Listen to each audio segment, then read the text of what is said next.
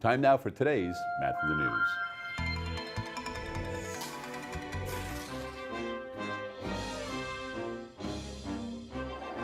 And today's Math in the News has to deal with a young student that did something pretty extraordinary. And this is, if you're into science, this is the thing you want to be checking out once you're in junior high and high school.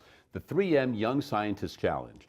So what they do is they present challenges for students and there's cash involved, which struck my eye when I saw this. So let's go ahead and take a look at what was going on. So Discovery Education and 3M, they partnered up, and what you do as a student is you send in a short video, 1 to 2 minute video, explaining what you're going to be talking about. Then, if you happen to be selected, and there are 9 of the other winners down here along with the student that we're going to be featuring today, you win yourself $25,000, a mentorship with a scientist from 3M. So you can see the different students here and some of the projects that they're working on. So let's go to the boy that we're going to be concentrating on today. All right, Sarish, and what he did is the project, the way he came about this was, he was getting produce, and there were things in his yard, or they would just bring things home from the store, and fruits and vegetables, and he knew that there were pesticides on these plants, these vegetables that you're bringing home. Even though people say that these are being washed, or you even wash them yourself when you bring them into the house, he wanted to know if there was any pesticide residue left on this produce once it was brought into the house.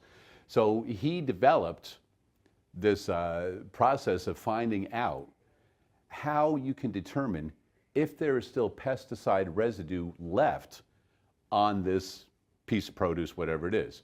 So he's using spectrophotometry.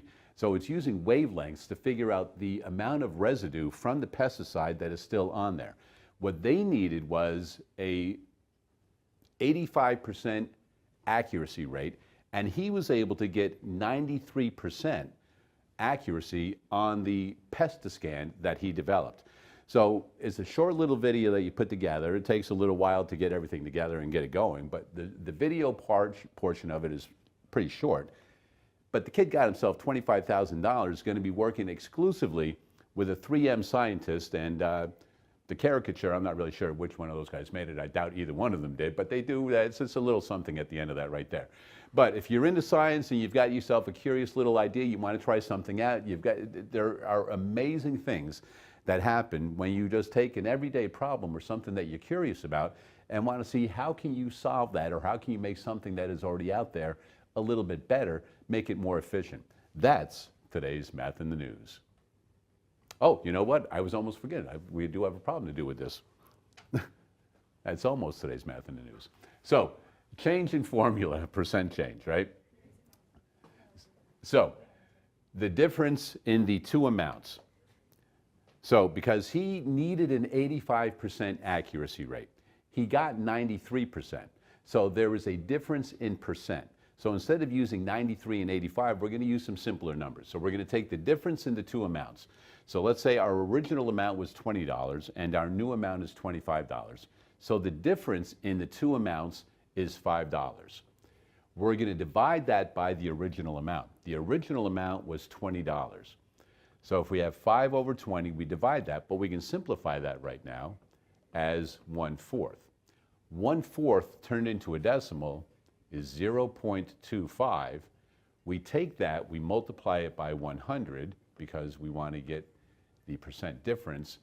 When you're multiplying by 100, you can simply move the decimal 2 places, and we can see that that would be a 25% difference in the two amounts. So if it went from $20 to $25, it increased by 25%. One way that you can check this also is you can go, all right, $5 is what part of 20? Well, how many 5s will go into 20? 4, which is 1/4, 25%, and now that is today's Math in the News. We'll be back with more right after this.